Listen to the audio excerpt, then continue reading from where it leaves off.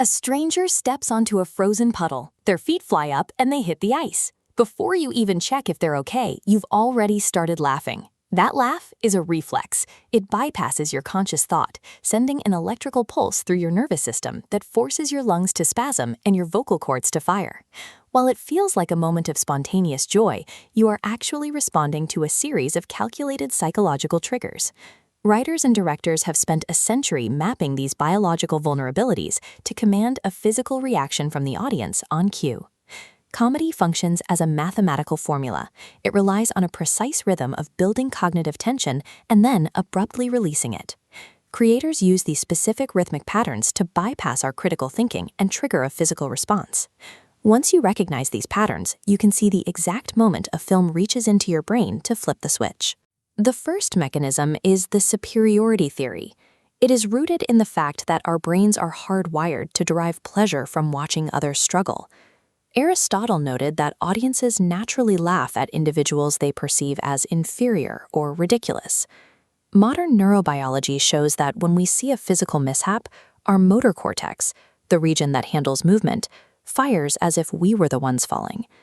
Because the amygdala simultaneously classifies the situation as harmless to us, the brain processes this empathic tension as a reward response.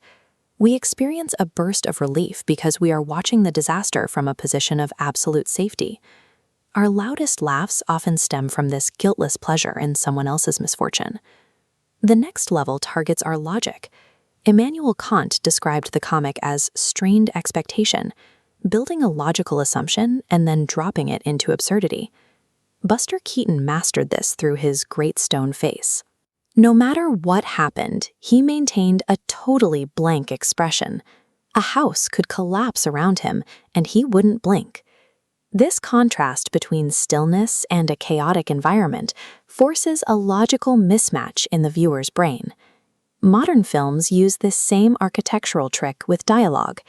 In Dr. Strangelove, military leaders discuss the end of the world with the casual tone of a business lunch. Because the brain cannot resolve the gap between the apocalyptic stakes and the casual tone, it discharges the resulting confusion as laughter. To consistently trigger these mismatches, writers rely on our instinct to find patterns. The most common algorithm is the rule of three. The first step establishes a baseline reality. The second step repeats that reality, locking a predictable pattern into your subconscious.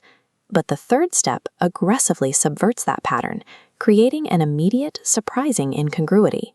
This setup and subversion rhythm governs everything from 30-second sitcom jokes to the 3-act structure of cinematic blockbusters. It works because it weaponizes our evolutionary drive to predict the future against us. But if comedy is based on logic and safety, why do we laugh at dark or taboo subjects? This leads to benign violation, the mechanism that allows us to find humor in events that would otherwise cause distress, provided the situation is perceived as safe. Groundhog Day is a prime example. A man trapped in an infinite time loop is a scenario of existential dread. But because he wakes up unharmed every morning, the endless repetition dulls the trauma, making the threat safely benign. Dark comedy exists on this edge. If the threat is too light, the joke is boring. If the violation is too real, the audience feels genuine distress, and the humor fails. We trace this back to primate evolution. When apes engage in rough play, they pant and bare teeth in a way that mimics lethal combat. Laughter evolved as a vocalized all-clear signal. It tells the group that a perceived threat, like a loud noise, is actually harmless.